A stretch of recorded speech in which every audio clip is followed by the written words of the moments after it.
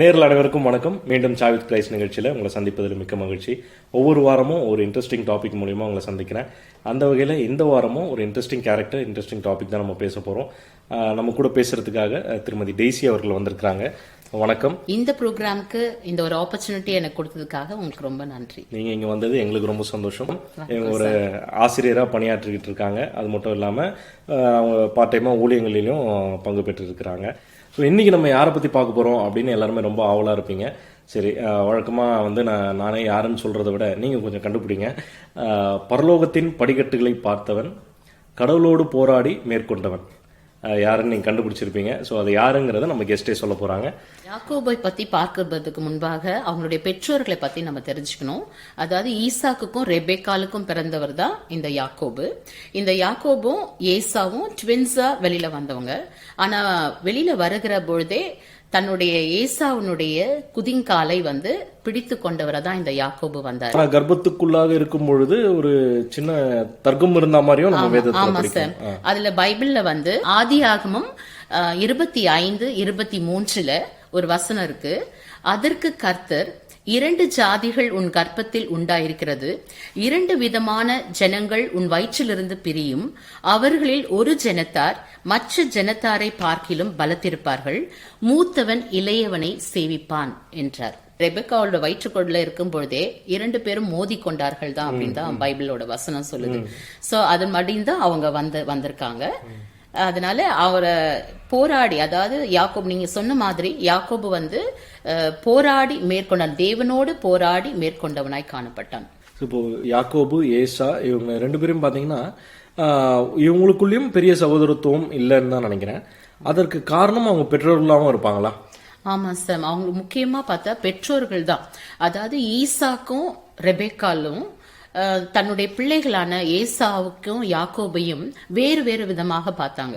ஒன்றாக பார்க்கல. பிள்ளைங்கன்னா பெற்றோர்கள் வந்து ஒன்றாக தான் பார்ப்பாங்க. இந்த 2 பேரண்ட்ஸும் வேற வேற விதமாக இரு பிள்ளைகளையும் பார்த்ததுனால அந்த பிள்ளைகளுக்குள்ளாகவே ஒரு வேற்று மனப்பான்மை உருவாக இந்த பேரண்ட்ஸ் தான் காரணமா இருந்தது. இப்ப கூட நம்ம நிறைய பேரண்ட்ஸ் பாக்குறோம், நிறைய பிள்ளைகள் வளர்றத பாக்குறோம்.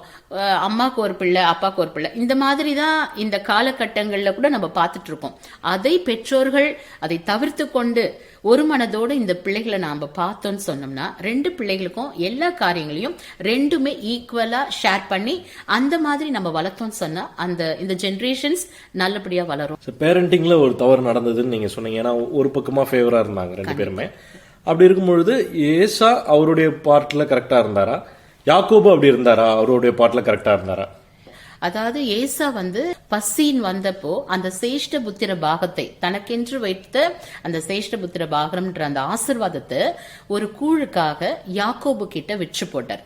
அதே நேரம் பல பெண்கள், அந்நிய பெண்கள், தேவனை அறியாத ஜனங்களிடத்துல வந்து அவர் திருமணம் செய்ததுனால அந்த பெண்கள் மூலியமாக இந்த ஈசாக்குக்கும் ரெபேக்காலுக்கும் மனநோவு உண்டாயிருச்சு அப்படின்னு சொல்லிட்டு நம்ம பைபிள்ல வாசிக்கிறோம். ஆனா யாக்கோபுமே ஏமாத்தி தான் ஏசா கிட்ட இருந்து அந்த சேஷ்ட புத்திர பாகத்தை வாங்க. சேஷ்ட புத்திர பாகம்ன்றது செகண்ட் பேரண்டிங் மாதிரி இல்லையா? ஆமா, செகண்ட் பேர். அதாவது பேரண்ட்ஸ், ஃபர்ஸ்ட் பேரண்ட்ஸ் தான் ரைட்ஸ், எல்லா ரைட்ஸும் இருக்கு. சோ ஆஃப்டர் த பேரண்ட்ஸ் வந்து அந்த ரைட்ஸ் வந்து அந்த ஃபர்ஸ்ட் சனுக்கு தான், அந்த தலை பிள்ளைக்கு தான் போகணும். ஈசாக்கு கண்கள் இருள் அடைந்ததுனால யாரு எந்த பிள்ளை வரான்னு தெரியாம அந்த ஆசிர்வாதத்தை யாக்கோபு பெற்றுக் கொள்கிறான். இதை அறிந்த அந்த ஏசா அவனை கொலை பண்ணணும், இந்த மாதிரி என்னை ஏமாத்தி என்னுடைய இதை வந்து ஏமாத்தி அவன் பெற்றுக்கொண்டானேன்னு சொல்லிட்டு கொலை பண்ணணும்னு சொல்லிட்டு வகை தேடி கொண்டிருக்கிற நேரத்துலதான் இந்த ரெபேக்கா என்ன பண்ணிடுறா, நீ வேண்டாம் மாமா வீட்டுக்கு போ அப்படின்னு சொல்லிட்டு அனுப்பி விடுகிறான். வந்து ஏமாற்றி தான் பண்றாரு. ஏசா அவருடைய பாட்டுல தவறான காரியங்கள் செய்தார். யாக்கோபு பாத்தீங்கன்னா அவருடைய தாய் வந்து இவரை வளர்க்கும் பொழுது தேவனுடைய பயத்தை கற்றுக் கொடுத்து வளர்க்கிறார். கண்டிப்பா கண்டிப்பா. ஆனாலும் இந்த தவறுகள் எல்லாமும் செய்ய தோன்றாங்க. இவ்வளவு தவறுகள் செய்யறாரு. திரும்ப அதுக்கப்புறம் இங்க இருந்து தப்பித்து மாமா கிட்ட போயிடுறாரு. அப்பா கிட்ட ஆசீர்வாதத்தெல்லாம் வாங்கி அண்ணனை ஏமாத்தி எல்லாம் பண்ணிட்டு, இப்படி ஏமாத்தி அந்த ஆசீர்வாதங்கள் எல்லாம் வாங்கி அவர் எப்படி இருக்காரு? ரெபேக்கா என்ன பண்றா, லாபான் வீட்டுக்கு, தன்னுடைய மாமன் வீட்டுக்கு அவனை அமைச்சிடுறா. அங்க போகிற வழியில ஒரு இரவு நேரத்துல அவன் தரிசனத்தை காண்கிறான், அவர் கனவு காண்றான். அதுல வந்து கடவுள்ல வந்து அவனை ஆசிர்வதித்து அவரை அனுப்புறாரு. அங்கேருந்து போயிடுறான் அவன். போயிட்டு அந்த லாபான் வீட்டுக்கு போயிட்ட உடனே யாக்கோபு ஆக்சுவலா வந்து இளைய மகள் தான் விரும்புறாரு ராகேல. பட் ஆனா அவர் அங்க மாமா வந்து மூத்த மகளை லேயால அவனுக்கு திருமணம் செஞ்சு ஆள்மாறாட்டம் பண்ணி ஆமா எங்க வந்து அவன் இங்க எப்படி யாக்கோப ஈசாக்கு கிட்ட ஆள் மாறாட்டம் பண்ணானோ அதே முறையில அங்க வந்து இவனுக்கு ஆள் மாறாட்டம் பண்ணப்படுகிறது. கடவுள் வந்து நீதி உள்ளவர் சொல்றாங்க. அதே மாதிரி அங்க அவன் ஏமாற்றப்படுகிறான். மறுபடியும் ஒரு 7 வருடம் அந்த லாபான் கிட்ட வேலை செஞ்சு அந்த ராகேலை திருமணம் செய்து கொண்டு போகிறான். அந்த யாக்கோபுக்கும் லேயாளுக்கும் பெரிய அண்டர்ஸ்டாண்டிங் கிடையாது. இல்ல கிடையாது. பட் ஆனா அவளுக்கு தான் நல்ல ஆசீர்வாதங்கள் லேயாளுக்கு தான் அங்க கிடைக்கப்பட்டது. யாக்கோபு பாத்தீங்கன்னா நிறைய ஏமாற்று காரியங்கள் பண்ணா. ஆனா அவனுக்கு இருக்கிற ஒரே பிளஸ் பாயிண்ட் என்னன்னு பாத்தீங்கன்னா அவங்க அம்மா கடவுளுடைய காரியங்களை சொல்லி வளர்த்ததுனால அந்த காரியங்களும் அவனுக்கு தெரிந்திருந்தது. இங்கிருந்து ஏமாத்தி போய் அதுக்கப்புறம் லாபான் வீட்டுல நிறைய கஷ்டப்பட்டிருக்கான். நீங்க சொன்ன மாதிரி பல ஆண்டுகள் அவன் கஷ்டப்பட்டு அப்பவும் இவனும் நிறைய அங்க ஏமாத்துறான். அவன் மாமாவையும் நிறைய விஷயத்துல ஏமாத்துறான். பாத்தீங்கன்னா ஒரு பீஸ்ஃபுல்லான லைஃபே கிடையாது அவனுக்கு. ஆனா அப்போ கடவுள் அவனுக்கு கொடுத்த ஆசீர்வாதம் என்ன? அதாவது அவங்க லாபான் வீட்டுல இருந்து அவன் வந்து நிறைய கஷ்டங்கள் பட்டதுனால அந்த பாடுகள் நல்லா இல்ல. அவங்க அந்த இடத்துல அவன் நல்லா இல்லாததுனால அவன் என்ன பண்ணிடுறான், தன்னுடைய பெண்டாட்டி எல்லாரையுமே பிள்ளைங்க எல்லாரையும் கூட்டிட்டு ஒரு வனாந்திரமான ஒரு இடத்துக்கு அவன் போயிடுறான். போயிடுற நேரம் அந்த நேரம் வந்து தனிப்பட்ட முறையில ஒரு தேவ தூதன் வந்து அவரை சந்திக்கிற இடத்துலதான் இவன் என்ன பண்றான், அந்த தேவ தூதனோடு போராடுகிற நேரம் அவனுடைய கால் வந்து சுளுக்கி கொண்டு கீழே விழுகிறான். அவன் அப்பதான் தன்னை உணர்றான், ஐயோ எவ்வளவு தவறுகள் நம்ம செய்திருக்கிறோம் அப்படின்னு சொல்லிட்டு. அப்பவும் என்ன சொல்றான், நீர் என்னை ஆசீர்வதித்தால் ஒழிய நான் உண்மை போக விடேன் அப்படின்னு சொல்லி. அப்போ அவன் கெட்டியா கடவுளை பிடிச்சுக்கிறான். இப்ப பைபிள்ல நீங்க சொன்ன மாதிரி யாக்கோபின் தேவன் அப்படின்னு சொல்லிட்டு தான் நம்ம பாக்குறோம். அந்த மாதிரி தேவனை அப்படியே கெட்டியமா அவன் பிடிச்சு கொள்றதுனால அவன் வாழ்க்கையில அவன் உயர்த்தப்பட்டவனாக காணப்படுறான். அவன் எப்படின்னா அந்த பூமியிலிருந்து பரலோக தன்மைக்கு உயர்த்தப்படுறான். அப்புறம் இயற்கையான நம்மளுடைய மனித தன்மையிலிருந்து தெய்வீக தன்மைக்கு உயர்த்தப்படுறான் அந்த இடத்துல. அது இயற்கைக்கு மாறாக அதற்கு மேலாக அவனை கடவுள் உயர்த்தி வைத்திருந்தார். தேவன் வந்து அந்த யாக்கோபோடு கூட இருந்தார். சோ அவனோடு கூட இருக்கிறப்போ அந்த ஆசீர்வாதங்களை எல்லாவற்றையும் அவன் எத்தனாக காணப்பட்டாலும் ஏமாற்றுக்காரனாக என்ன கஷ்டங்கள் அவனை வந்து எல்லாமே அவன் எல்லாரையும் ஏமாத்தி இருந்து கஷ்டங்கள் பாடுகளின் வழியாக அவன் நடந்து போனாலும் கடைசியில தேவனை முற்று முடிய அவன் பற்றி கொண்டதுனால பல ஆசீர்வாதங்களுக்குள்ளாக கடவுள் அவனை வைத்தார். பாடுகள் இந்த காலத்துல பாடுகள் இருக்கதான் செய்யும் நம்மளுடைய வாழ்க்கையில.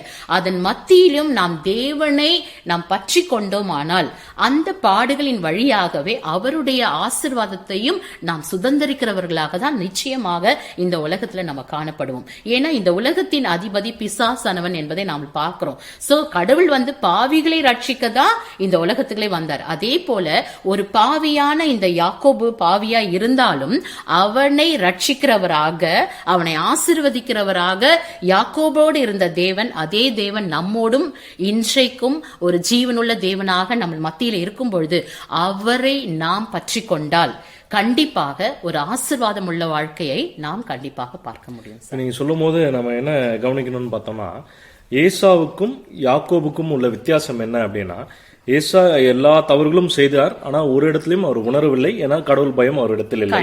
யாக்கோபு எங்கு தவறு செய்தாலும் கடவுள் பற்றி அவர் அறிந்ததினால் அங்கங்க அவருக்கு உணர்த்தப்படுகிறது. அங்க அவரு திருந்துறாரு, திரும்பவும் தவறுகள் செய்யறாரு. அதாவது இது வந்து நம்ம வாழ்க்கையோட நம்ம எப்படி கனெக்ட் பண்ணணும்னு பாத்தீங்கன்னா, தவறுகள் செய்யாத மனிதர்கள் இன்னைக்கு இல்ல. நம்மளும் நிறைய தவறுகள் செய்யறோம், விழுறோம். ஆனா நம்ம எந்திரிக்கிறதுக்கு நம்மளுடைய விசுவாசம் தான் நமக்கு துணை நிற்கும். கடவுள் நம்மளோடு இருக்கிறார் என்பதை நம்ம அறிந்திருக்கும் பொழுது திரும்பவும் நம்ம விசுவாசத்துக்குள்ளாக எழுந்து நிற்கிறோம். அப்படி எழுந்து நிற்கும் பொழுதும் யாக்கோபு என்ன பண்றாரு பாத்தீங்கன்னா, கடைசி வரைக்கும் ஆண்டவரை பிடித்துக் கொள்கிறார். சோ எந்த ஒரு சிச்சுவேஷன்லயும் அவரை பிடித்துக் கொண்டு இருக்கும் பொழுது நம்மளுடைய தவறுகள் அதாவது மன்னிக்கப்பட்டு இந்த இடத்துல யாக்கோபுக்கு பெயர் மாற்றும் பொழுதும் அதான் சொல்றாரு. சோ இந்த பெயர் மாற்றம்ங்கிறது ஒரு சாதாரண ஃபார்மாலிட்டியா கூட இன்னைக்கு நிறைய நடக்குது. நான் கிறிஸ்டியானிட்டிக்குள்ள வந்துட்டேன், எனக்கு பெயர் மாற்றம் அப்படின்னா. ஆனா இங்கே நடக்கிற அந்த பெயர் மாற்றம் பாத்தீங்கன்னா ஒரு மீனிங்ஃபுல்லான ஒரு விஷயம். யாக்கோபு என்பது நீ எத்தனா இருந்தாய், இது மேல அப்படி இல்லாம இஸ்ரவேல் என்று உன்னை ஆசீர்வதிக்கிறேன்னு சொல்லி அந்த சந்நிதி இன்னை வரைக்கும் பெரிய ஆசீர்வாதங்களை பெற்றுக்கொண்டு நம்மளோடு வாழ்ந்து கொண்டிருக்கிறாங்க இல்லையா. ஒரு வகையில ஏசாவை பார்த்தோம்னா அப்படியே அவர் வந்து ஒருவேளை நல்லா இருந்த மாதிரி இருந்தாலும் கடைசி காலங்கள்ல அழிவை நோக்கி தான் அவங்களுடைய லைஃப் போச்சு. யாக்கோபு பத்தின அந்த டாபிக் பேசும்போது பார்த்தோம்னா பேரண்டிங் வந்து ஒரு பெரிய ரோல் வந்து அதில் ப்ளே பண்ணுதில்ல. ஒருவேளை தேவனுடைய பயத்தையும் சரி, தவறு எது சரி எதுங்கிற காரியங்களையும் சரி, பேரண்ட்ஸ் எல்லா பிள்ளைகளுக்கும் ஒரே மாதிரி சொல்லி கொடுத்தால் இந்த மாதிரி டிஸ்பியூட்ஸ் எல்லாம் வந்து நம்ம தவிர்க்கலாம். ஒருவேளை காலப்போக்கில் ஏசா வந்து மனம் திரும்பி யாக்கோபு கிட்ட காம்ப்ரமைஸ் ஆகிறதையும் நம்ம வேதத்தில் படிக்கிறோம்.